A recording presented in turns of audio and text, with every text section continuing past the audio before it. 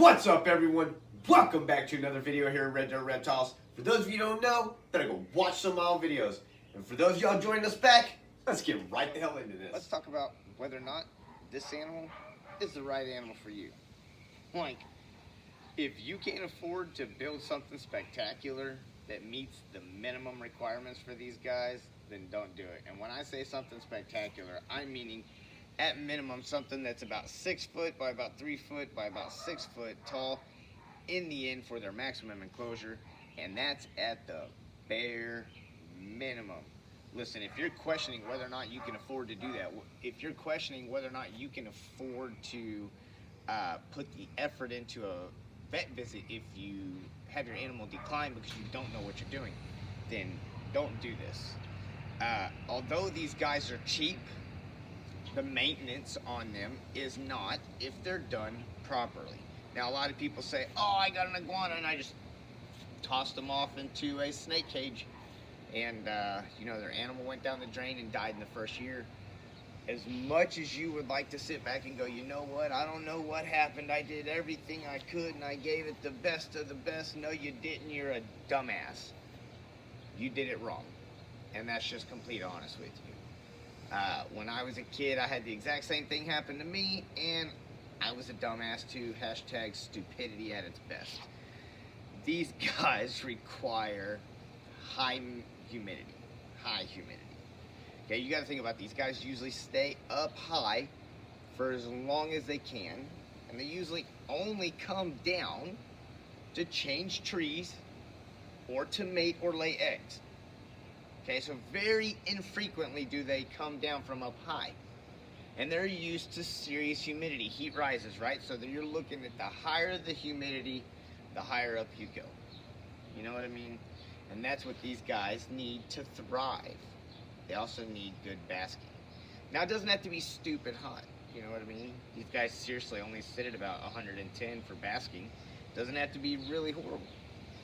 But the ability to get there and get that UVA, UVB sun radiant light is a must if you want a proper thriving animal. You know why a lot of these guys lose their tail and end up with a tail that's like right here, you know what I mean, and lose all this, or even like to right here and lose this end piece? It's because of lack of humidity, lack of proper UVA, UVB. A lot of these guys develop MBD because people don't understand UVB for their animals. They'll go buy a 10 UVB and put it in with this animal thinking, oh, I got UVB. No, what you did was give them a light that's designed to be beneficial to a bearded dragon. What you needed was a 5.0 or a 150 UHB UVB bulb that is built for a tropical style animal.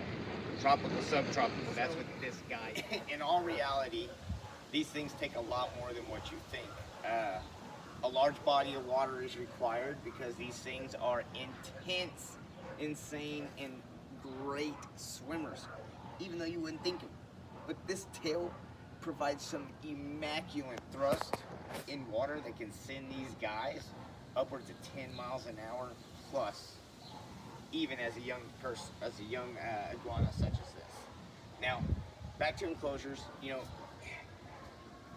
front-facing enclosures, Exoterra and Zoomed and Zilla, as a matter of fact, make excellent enclosures that are front-facing doors. And you can literally customize pieces of plexiglass to sit into the mesh inserts at the top that aren't being used by lights.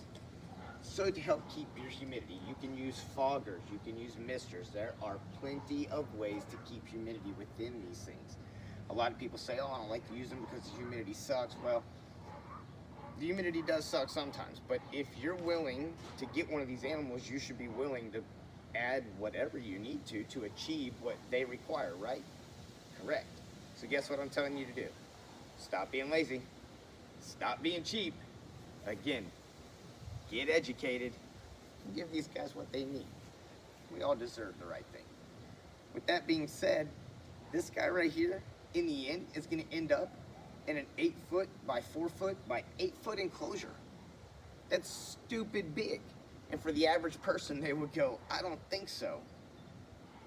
I definitely wouldn't be building something like that. Well, then you definitely shouldn't be getting an iguana. And if you're getting an iguana, you're going to end up with one, and you can't commit to something like that. Guess what you're going to do? You're going to be the guy that buys the iguana, and when they get to be this size, goes, oh shit, I can't afford to build a bigger enclosure. I don't have the room. So now you have to get rid of the animal. And they come to somebody like me, or to a sanctuary, usually to a rescue, because rescues end up with these guys all the time because of sad mistakes like that. Or the animal goes down the drain and turns aggressive and or dies because it wasn't being kept right. Again, making sure that proper maintenance with proper enclosures and proper husbandry is built. Okay, there's a nice gradient from about, I don't know, 72 degrees upwards of about 85 degrees. And you want to sit somewhere basking, like I said, around 105 to 110. And after that, gives you a peaceful animal. Something that you can love, something that'll love you, something that you can interact with.